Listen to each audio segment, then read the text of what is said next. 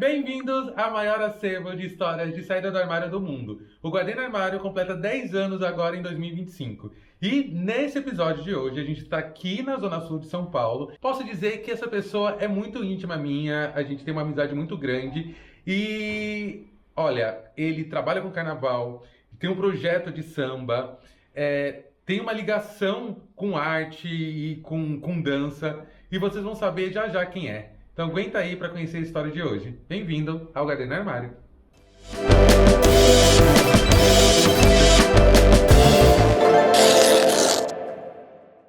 Que é o meu grande amigo Leandro Moreira. Tudo bom? Tudo bem, amigo? Tudo bem. E a gente está aqui na Zona Sul. A gente vai bater um papo muito legal para saber como é que foi esse processo de aceitação e saída do armário do Leandro. Eu acho que antes de mais nada, assim, Lê, você gosta de café? Adoro café. Um cafezinho já acorda a gente, né? Você já toma café há muito tempo? Porque eu comecei a tomar café depois dos 30. Então, tem essa coisa, porque eu não tomo café há muito tempo. Eu comecei a tomar café mais nesse último trabalho, porque eu começava muito cedo e eu tinha que estar acordado, porque as reuniões já eram muito cedo, eu comecei. Então tem uns 3 anos que eu tenho o costume de tomar café de manhã, assim mesmo. Seu último trabalho foi com o quê? Meu último trabalho, CLT, foi como analista de treinamento, né? Foi esse processo aí louco. Eu vinha sempre de trabalho operacional. Eu tinha trabalhado muitos anos na área de atendimento e aí recebi uma proposta, um desafio para trabalhar como analista de treinamento. E aí aceitei o desafio, né? Trabalhei lá durante 2 anos e aí depois fui mandado embora. Mas foi uma experiência interessante, assim. Foi muito estressante, foi muito maçante, mas mostrou pra mim que eu posso além daquilo que eu fazia. Sim. Mas a sua profissão era aquilo que a sua criança sonhava em trabalhar, essa última profissão que você exerceu?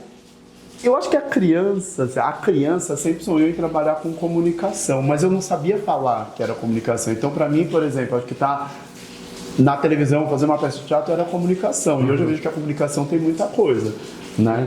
Mas eu sempre quis trabalhar com comunicação. E talvez trabalhar numa área de treinamento, trabalhar numa área de educação, supria alguma coisa. Mas não era exatamente o que eu sempre tive vontade. Sim, então falando de criança, você sempre foi da Zona Sul de São Paulo? Qual que é a região que você nasceu e cresceu? Onde era?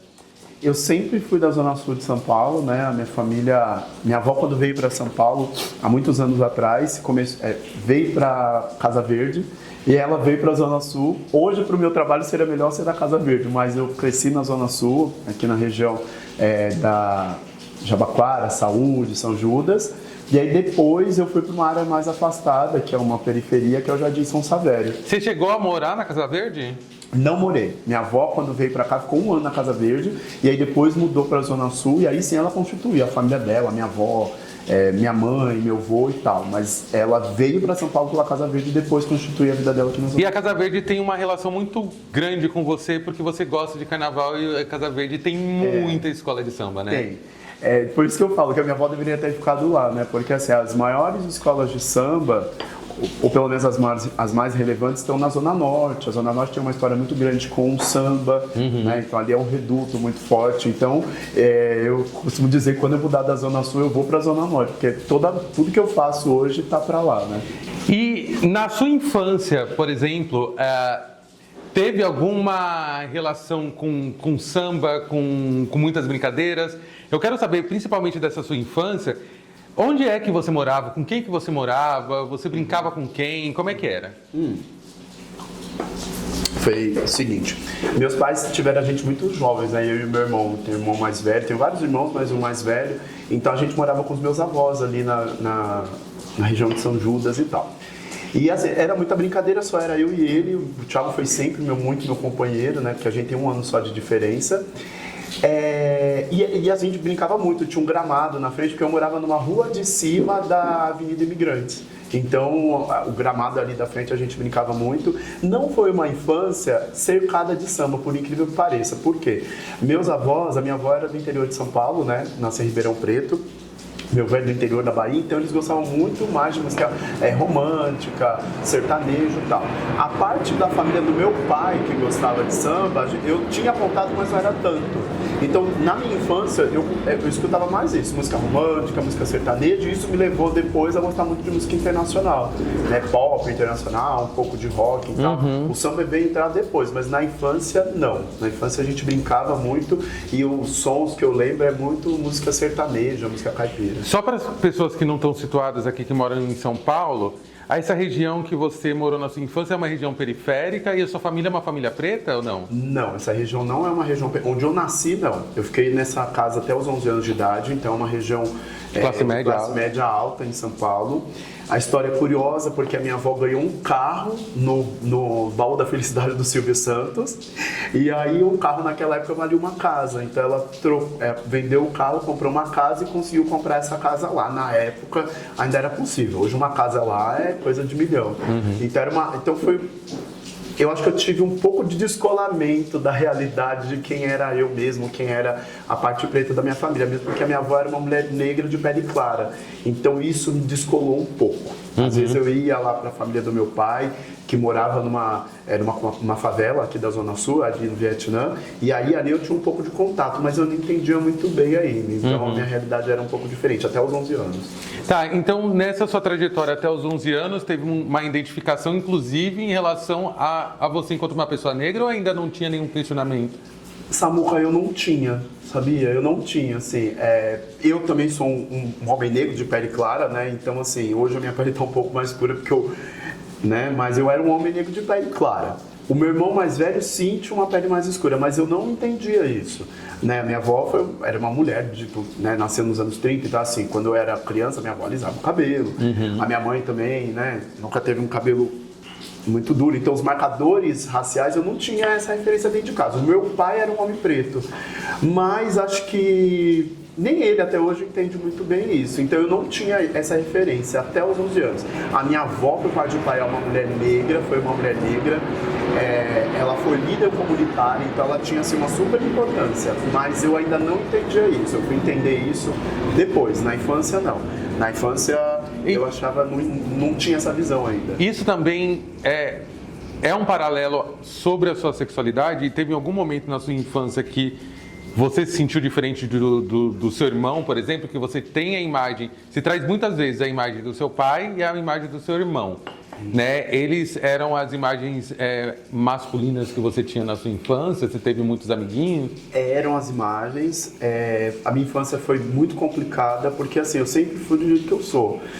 Nunca fui diferente, no sentido assim, da minha forma de me portar, até minha cara, se vocês verem depois fotos de criança, é muito parecida. Então eu sempre tive meu jeito delicado de ser, e isso me causou muitos problemas, e pro meu irmão também. Eu acho que eu falo que eu sofri... Pro seu irmão também? Também, eu falo que eu sofri preconceito, né? Eu sofri homofobia duplamente, porque meu irmão tem 1 ano de diferença de mim. Na terceira série, duplamente, porque assim, a gente tem 1 ano de diferença, a gente sempre estudou na mesma escola e sempre tivemos os mesmos ciclos de amigos. Quando chegou na terceira série, ele repetiu 1 ano, então a partir da 4ª série a gente fazia a partir da minha terceira série a gente fazia todos os anos os mesmos anos. A gente chegou na mesma sala? A gente chegou a estudar na mesma classe, na mesma sala. Então assim, tudo que eu passava, ele passava também. Porque ele era o meu irmão mais velho, ele sempre foi o irmão mais velho protetor, ele sempre foi o irmão mais velho de brigar. Dentro de casa ele brigava muito comigo, mas fora ele não admitia qualquer coisa. Então ele passou muita coisa que eu passei. Tem alguma coisa nesse período, e com quantos anos você tinha, alguma imagem marcante assim, tipo, nossa, essa cena não sai da minha cabeça, que envolve esse cuidado do seu irmão, só pra gente poder entender? Nossa, várias, assim, eu estudei num colégio chamado Júlio Ribeiro, que também fica aqui na Zona Sul, né, ali na região da Avenida Cursino. E quando nós chegamos a esse colégio, a gente chegou na 5ª série, né? Então a gente já era um pouco grandinho. E assim, todo mundo que estudava já lá já se conhecia, então a gente foi introduzido ali. E eu lembro de muitas cenas, assim, eu lembro de uma vez, tinha 2 irmãos que moravam perto da gente que começaram a me perseguir. Assim, um era mais novo e o outro tinha a minha idade, mais ou menos, e começaram a me perseguir. Esperava a gente em certos pontos da rua para mexer com a gente, para provocar a gente. Aí onde eu lembro que a gente ia a pé para a escola, né? Meus pais, enfim, A gente não tinha dinheiro de condução todos os dias. E aí eu lembro que a gente tava subindo uma rua, quando a gente virou para subir essa rua, eles estavam esperando a gente. E aí eu lembro do meu irmão enfrentando os dois, assim, e me protegendo. Então o Thiago, pra mim, ele foi uma pessoa muito importante. Ele é até hoje uma referência pra mim. Você levava pra casa essas agressões? Não, eu tinha muita vergonha. Vergonha do quê? Porque, assim, os pais, eles querem que você se defenda, que você se proteja. Eu não tinha força uma escola inteira, eu não tinha força contra 10 classes, eu não tinha... E assim... Mas eram muitas? Eram muitas pessoas. Mas por conta de você ser uma criança preta ou porque... Por conta de eu ser uma criança... Viada. Isso, mas eu era muito delicado, assim, eu não chegava a ser... Ai, como é que eu posso dizer? Que hoje eu vejo que os meninos têm muito mais liberdade para se vestir ou para se portar, enfim, da forma como a essência deles é. E eu não era assim. Eu me vestia como todos os meninos, para entrar naquele padrão. Eu tinha um irmão que era hétero, que era uma referência dentro da escola, porque meu irmão sempre foi muito conversador e tal. Então, era difícil para mim. Então, não por ser uma criança preta. Nunca ninguém falou nada da minha cor, nem do meu cabelo, porque eu também tinha pele clara. Mas sobre a minha personalidade. Eu sofria muito. E o Thiago sofria muito comigo. Por isso que eu falo que era uma Duplo sofrimento. Duplo sofrimento. Porque ele queria me defender a todo custo. Ele enfrentava todo mundo. E é muito pertinente você trazer essa sua vivência de violência, porque ela não foi em apenas um ano. Então, provavelmente, o período que você ficou na escola teve isso. Você acha que a sua criança, naquele período, ela tinha, para além do seu irmão, ela tinha mecanismo para lidar com isso? Porque eu acredito que na época você nem sabia que era gay, ou você já se perguntava? Eu comecei a me perguntar de tantas pessoas falarem, porque eu era muito inocente, assim, eu tinha muita bondade, sabe? Eu acho que eu tinha tanta bondade no coração que as pessoas se abusavam disso, se aproveitavam disso. Então eu não tinha essa coisa. Eu comecei a me perguntar de tantas pessoas falarem. E como não era uma pessoa só, eu era perseguido por várias pessoas, tinha pessoas que me protegiam também. Eu tinha uma rede de proteção de pessoas que eu podia andar, que gostavam de mim, tanto mulheres quanto homens. Até tinha uns meninos que eu tenho amizade até hoje que me protegiam. Mas tinha muita gente que me perseguia. Então, eu não sabia como lidar com aquilo. E acho que é por isso que eu não falava. E era um assunto que era vergonhoso pra mim, né? Eu lembro que tinha um outro menino que também era muito perseguido e ele não tinha ninguém. Ele acabou saindo da escola porque ele não aguentava mais. Você pensou em algum momento sair também? Nossa, eu pensava todo dia, Samuel, eu queria que aquele período acabasse. Todo dia eu pensava, não vejo a hora disso acabar. Eu acho o período escolar, por exemplo. Eu acho que até o meu aproveitamento na escola não foi tão bom por conta disso, porque eu ia para a escola já querendo sair dela, sabe? Eu lembro de muitas vezes chorar escondido e falar, não quero que isso acabe. Isso foi da quinta até mais ou menos o primeiro colegial. No segundo, terceiro melhorou um pouco, porque aí eu fiz algumas amizades e tal, mais sólidas, mas ainda assim eu sofria muito. Coisa de, por exemplo, eu estar estudando, de repente alguém levantar com a sala toda em silêncio e me xingar. Quantas vezes isso? Te xingavam de quê? De viado, de tudo que vocês escutam, gente, eu também escutei. Tudo, viado, gay, viadinho. E aí eu lembro de uma outra amiga minha também, que até acho ela, chama Márcia. Foi a única pessoa que de fato se levantou uma vez e falou. A gente estava estudando, era uma aula de biologia. E aí a sala toda quieta, aí um indivíduo levantou e começou a falar. Aí ela se levantou sozinha no meio da sala e falou assim, quando você vai parar com isso? Chega disso, ninguém tá achando isso engraçado. Então, tinham agentes que me ajudavam, mas foi um período muito, muito, muito sofrido. E a gente está acompanhando a história do Leandro. Mas, para você que está chegando aqui agora, não deixe de se inscrever, comentar, compartilhar com todo mundo. E, Leandro, o que você fala para a galera? Eu faço parte do maior acervo de histórias de saída do armário do mundo. O Guardei no Armário faz 10 anos e a gente quer celebrar com as histórias mais lindas e mais inspiradoras para vocês que estão aí acompanhando a gente. Tem uma coisa que você já começou a falar, mas você não avançou muito, assim. Você tinha esses enfrentamentos na escola, seu irmão, inclusive, te protegia, mas você não levava para casa por medo? Você tinha medo dos seus pais saberem que de alguma forma, era uma verdade o que os menininhos, as menininhas falavam de você? Eu acho que era uma vergonha, né? Porque assim, os pais eles sempre falam pra gente, né? Se alguém te atacar, você tem que atacar. Se me atacar, eu vou atacar, se né? me atacar, se te atacarem, você tem que se defender, na verdade, né? E eu nunca tive essa postura agressiva. Isso nunca foi do meu feitio. Então, para mim era muito difícil levar isso para casa, porque eu sabia que eu ia levar, além de levar bronca em casa, eu já tinha levado esculacho na escola e ainda ia levar bronca em casa. Então, isso me fazia sofrer muito, sabe? Era uma época em que eu realmente desejava sumir mesmo.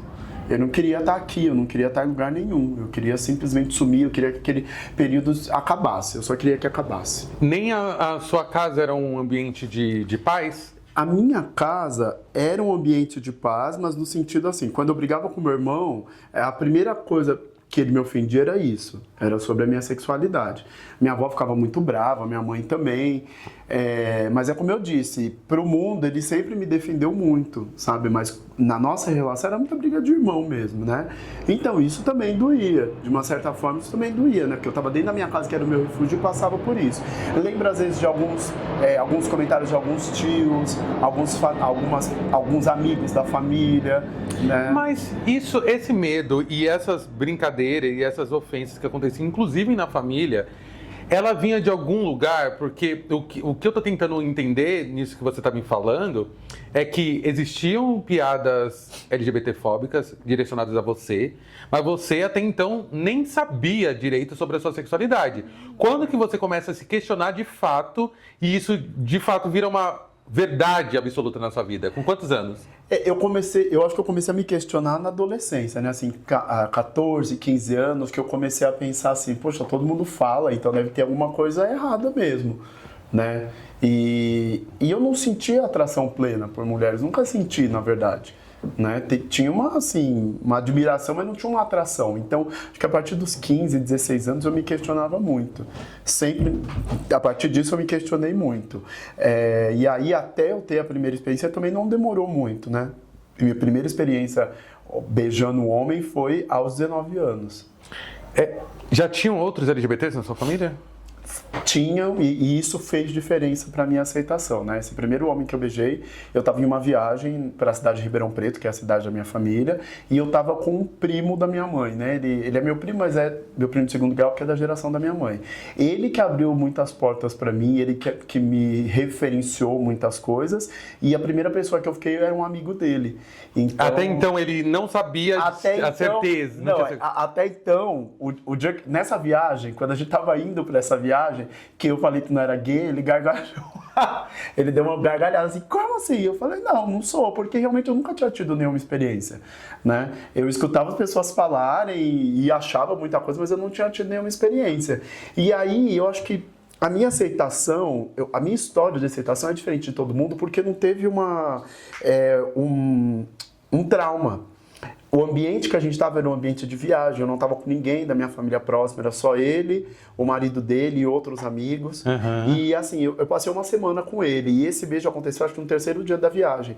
Então tudo que aconteceu antes e depois foi tudo muito natural. Ninguém estava tratando a minha postura, o meu comportamento como uma coisa errada. Então, até o meu primeiro beijo não foi traumático, sabe? Eu agradeço isso muito a, sei lá, Deus, ao universo, porque eu não tive traumas nesse meu primeiro contato, sabe? Eu vou trazer uma lembrança aqui. Eu te conheci num contexto de uma ONG chamado Projeto Purpurina. Exato. Que eu quero depois que você fale resumidamente o que é esse projeto. E se naquele momento você já estava bem resolvido sobre a sua sexualidade ou aquele projeto te ajudou a você se entender melhor? Samuel, eu tenho um histórico, meu histórico de aceitação também tem muito a ver com o meu histórico de trabalho. Por quê? Eu já trabalhei desde os 18 anos de idade, trabalhei 18, 19 anos em lugares comuns. Aí quando eu saí desse lugar, quando eu trabalhava com 19 anos, eu queria procurar um lugar em que eu pudesse me sentir bem. E aí eu sempre escutei muito falar, call center é lugar de gay, de viado, não sei o quê. Então eu fui procurar. Ah, você já foi atrás porque você queria, né? Eu queria me sentir à vontade. E aí todo mundo falava, mas call center é lugar de gay. Eu não tinha ainda nenhum caminho profissional. Você foi pro call center por conta das gays. Não era nem pelo salário. Não era. Podia ser de graça. De graça, eu não sei se podia ser. Mas assim, eu fui sabendo que eu queria estar num lugar que eu pudesse me assumir. Por quê? Esse meu primeiro contato com o mundo foi com esse primo da minha mãe que não mora no Brasil. Então assim, eu tive essa primeira semana maravilhosa, beijei o meu primeiro parceiro a primeira vez, e aí ele foi embora do Brasil e eu fiquei desesperado, porque eu não tinha com quem mais viver isso. Né? Então eu passei dos 18 até os 21 anos, que foi quando eu ingressei no meu primeiro call center, sem ter um meio. E aí eu falo que o trabalho fez diferença, e o call center faz diferença na vida de muita gente, porque ali eu conheci pessoas que podiam viver as minhas histórias comigo. Então quando eu entrei no meu primeiro call center aos 21 anos, eu fiz amigos que eu levo pra vida até hoje, e que me ajudaram a, de fato, adentrar esse meio. Então a primeira boate gay que eu fui foi com... A primeira não, mas a segunda vez foi com amigos que eu fiz lá. Eu tive também relacionamentos. Então, o call center fez diferença na minha vida, porque ali era um ambiente onde era proibido ter preconceito. E quando a gente entrava, isso a gente escutava. Se você sofreu algum tipo de preconceito aqui, algum tipo de homofobia, você tem que vir reportar a gente, porque isso não é aceito Mas aqui. foi o call center que te levou pro Projeto Purpurina? Não. Quando eu estava no call center, depois de 2 anos eu ingressei na faculdade, né? Eu fiz letras, estudei português e inglês. E aí eu tinha uma amiga lá, a Bia, e ela falou assim, eu vou num lugar muito legal e eu quero que você vá comigo. E eu falei, tá bom, vamos. E aí eu fui no Projeto Purpurina, da maravilhosa Edith Modesto, né?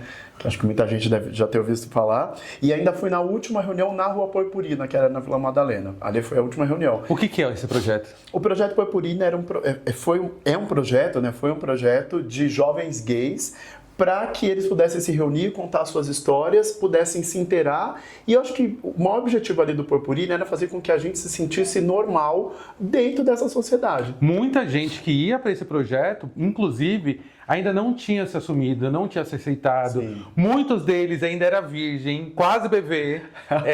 E o projeto ajudou muito. Eu acho que um projeto como o Purpurina, ele foi fundamental para muitas pessoas da nossa geração que hoje, inclusive, trabalham auxiliando outras pessoas no processo de identificação, ou trabalham com diversidade, ou com cultura, e você estava lá.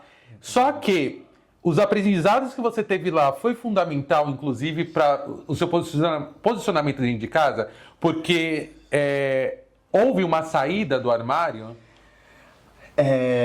Olha, o Projeto Purpurina foi muito importante no sentido de eu entender, Samuel, que, primeiro, os pais realmente poderiam abraçar essa ideia, porque até então eu achava que meus pais nunca iam abraçar essa ideia, então tudo era muito escondido. A ideia de ser gay, a realidade de ser gay, né? A realidade de viver nesse mundo. Você achava que eles fossem te expulsar? Eu não achava que eles iam me expulsar, mas eu achava que ia haver uma hostilidade, porque 2 anos antes de entrar no Purpurina, houve um questionamento da minha mãe se eu era gay, mas foi no momento de nervosismo, porque esse meu primo vinha muito pro Brasil e ela percebia que toda vez que ele estava no Brasil, eu estava colado nele. Como que foi essa conversa? Ela chegou assim e falou assim, você é gay? Exatamente assim. Eu liguei pra ela um dia, eu tinha saído com ele numa noite, a gente ia pra uma boate, eu fui trabalhar direto. E aí liguei pra ela, olha, você viu, tinha um orelhão na época. Não, as pessoas já identificaram. Você já falou boate, orelhão. Gente. E aí eu liguei pra ela. Ele tá aqui desde quando o Brasil foi descoberto. E aí eu liguei pra ela pra falar que tava tudo bem no dia. E ela muito brava, falou, Leandro, você é gay? E aí eu mais nervoso ainda, falei, claro que não, que desrespeito, não sei o que. Naquela hora eu não tive coragem de assumir.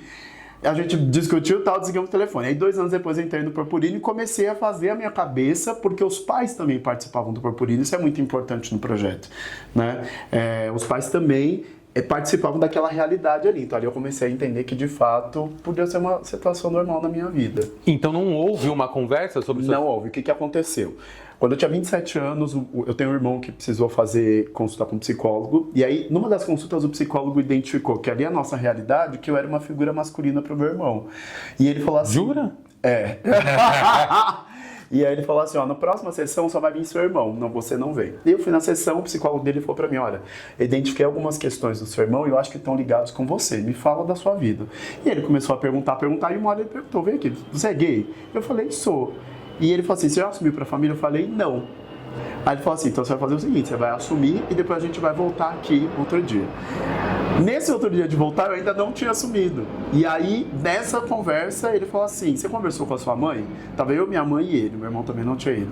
E aí eu falei assim, não. Ele falou, você quer falar agora? Eu falei, quero. E aí eu falei numa sessão de psicólogo que não era minha pra minha mãe que eu era gay. E como é que foi? Você chorou? E aí, eu não chorei, ela não se mostrou surpreendida, foi muito respeitoso e esse ponto que eu quero colocar aqui para todo mundo. Eu tenho pais que foram incríveis na questão da aceitação. O meu pai nunca me questionou nada. O meu pai nunca foi desrespeitoso, meu pai nunca fez uma pergunta atravessada, o meu pai nunca desrespeitou um amigo, um namorado que eu levasse em casa. Então... É isso, porque os seus amigos que são da comunidade LGBT... frequentam a sua casa? Você já levou alguma pessoa com quem você estava namorando também para dentro da casa que você divide com a sua mãe e tal ou não? Todo mundo que eu namorei foi na minha casa. O meu primeiro namorado não era dito que era meu namorado, né? Depois a minha mãe descobriu que era, mas os outros sim. E nesse sentido eu sou muito grato à vida e à minha família, porque eles nunca fizeram nenhuma objeção. Eu nunca tive uma situação nem com meu irmão, nem com ninguém. Todos me respeitaram muito. Então, para esse processo de aceitação, eu digo que a minha família foi muito importante. Porque eles abraçaram e me respeitaram e até hoje respeitam a minha individualidade, sabe? Isso para mim foi muito importante. Leandro, eu sei que o carnaval tem a ver com a sua trajetória, com a sua jornada. É uma comunidade também, mas eu gostaria de entender se é um espaço seguro para você enquanto LGBT, para você poder ser quem você é, performar, fazer amizade, ser aceito. O carnaval para mim, Samuel, ele surgiu no momento em que eu busquei o que de fato eu queria fazer para minha vida, que era trabalhar com arte, com comunicação. Então, quando eu tinha 33 anos, eu procurei o curso de teatro que eu fiz e no mesmo mês eu procurei uma escola de samba.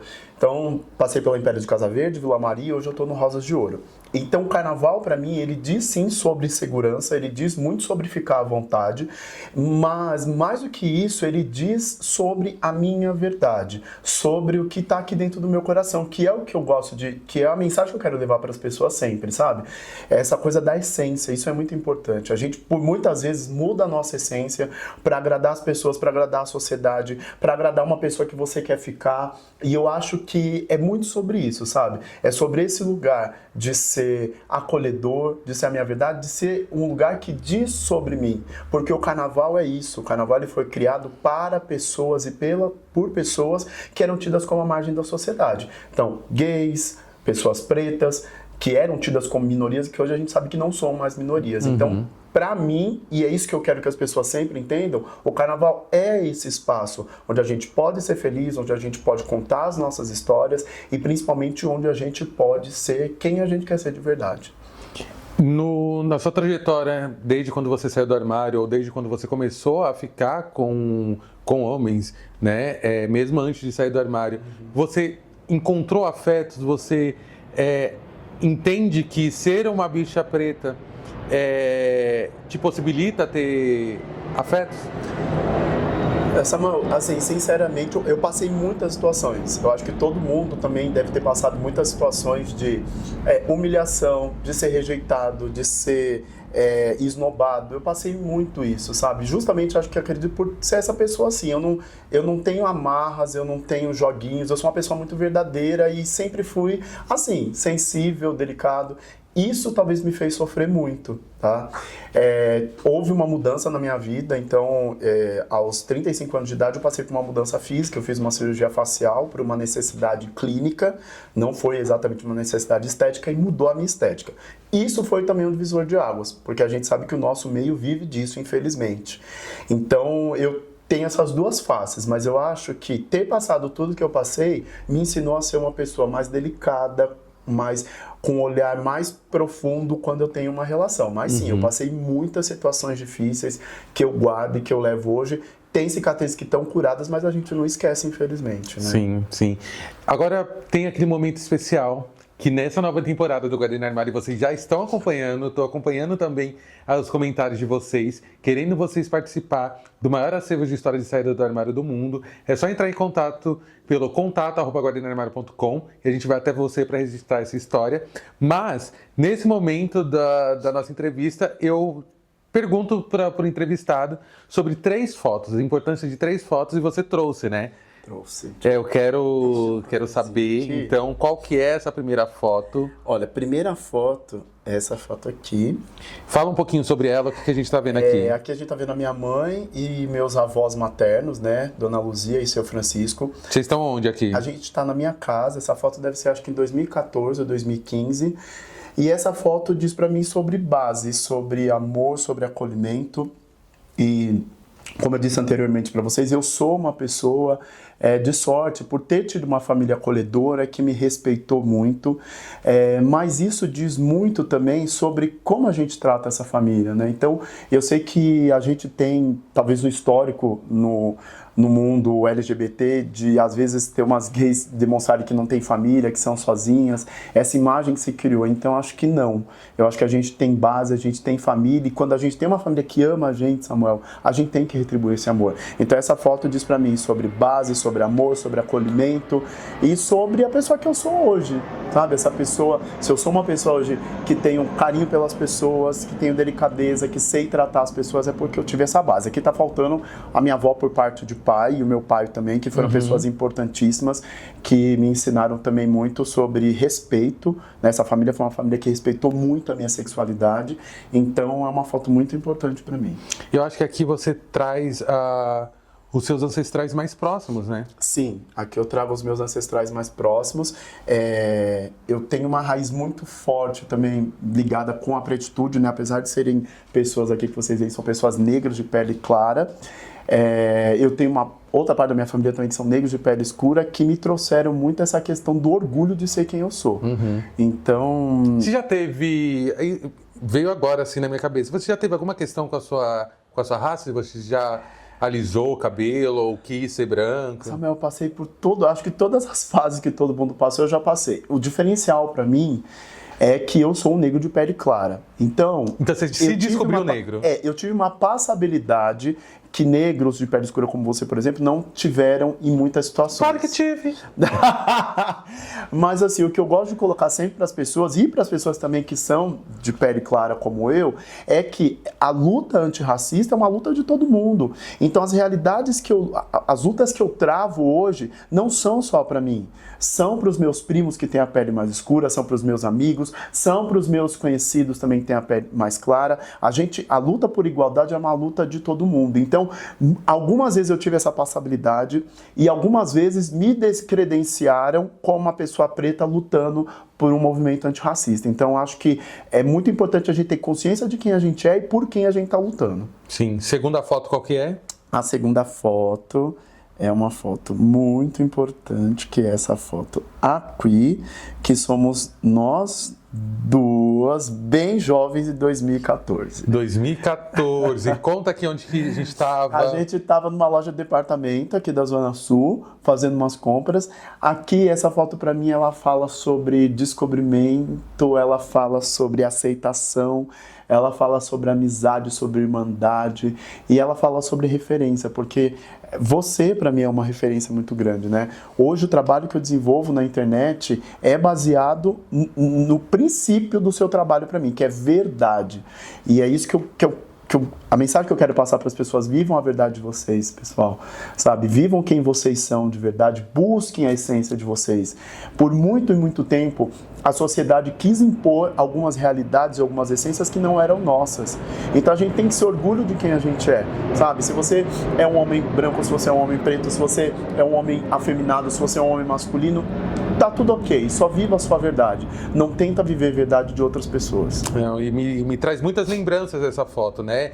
Eu acho que essa foto foi tirada quando a gente ainda estava frequentando ali o Projeto Purpurina. Sim. Que a gente estava em processo de descobertas. Exatamente. Eu comecei a usar meu cabelo um pouco mais comprido nessa época. Ainda eu acho que não era dread, eram tranças que eu fazia. Que nessa época eu acho que eu ainda alisava o cabelo. Alisava o cabelo. Mas já tava os dois com barriga negativa.